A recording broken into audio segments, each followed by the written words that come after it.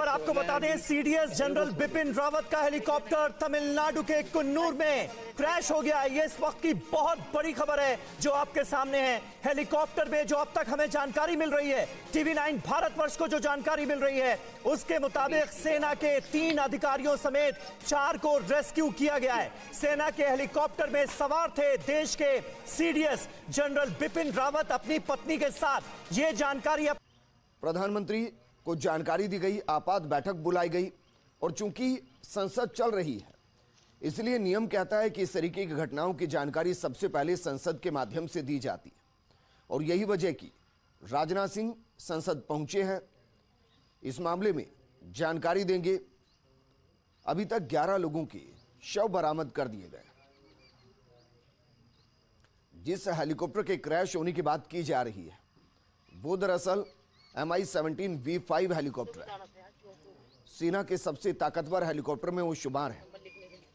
जितने भी VVIP moment helicopter के जरिए होते हैं, चाहे वो प्रधानमंत्री के हों, गृह मंत्री के हों, रक्षा मंत्री के हों या फिर सीडीएस के हों या सेना प्रमुख के दौरे हों, वो सभी MI-17 V5 के जरिए ही होते हैं।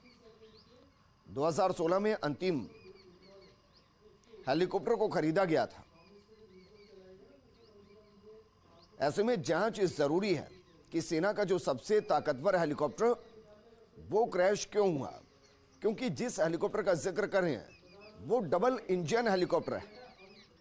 ऐसे में अगर किसी इंजन में खराबी आती है तो दूसरे इंजन की सहायता से हेलीकॉप्टर को लैंड कराया जाता है, लेकिन यह हेलीकॉप्टर क्रैश हो गया है।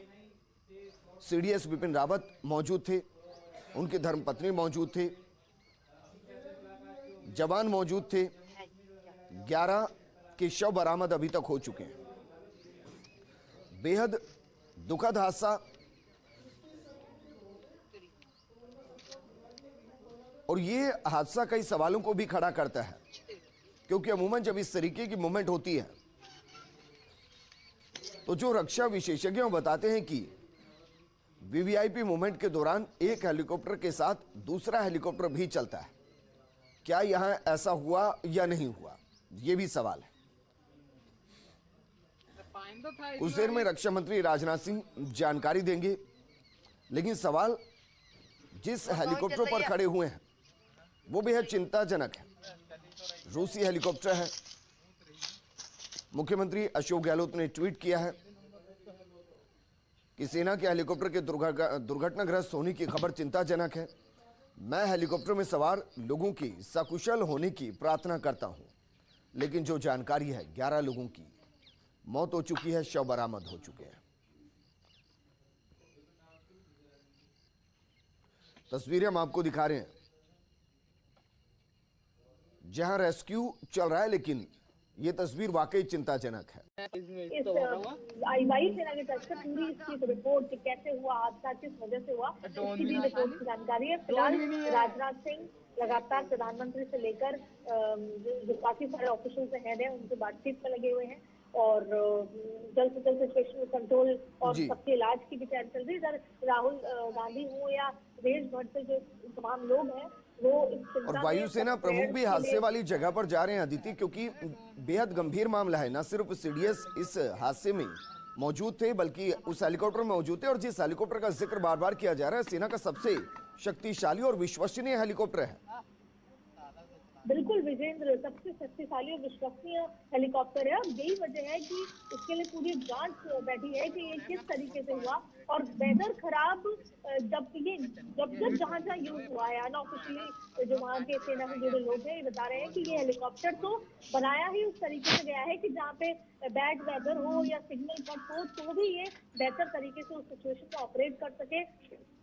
और रेस्क्यू के लिए इस हेलीकॉप्टर में बहुत सारी ऐसी इक्विपमेंट भी थी, ऐसी तमाम चीजें हैं।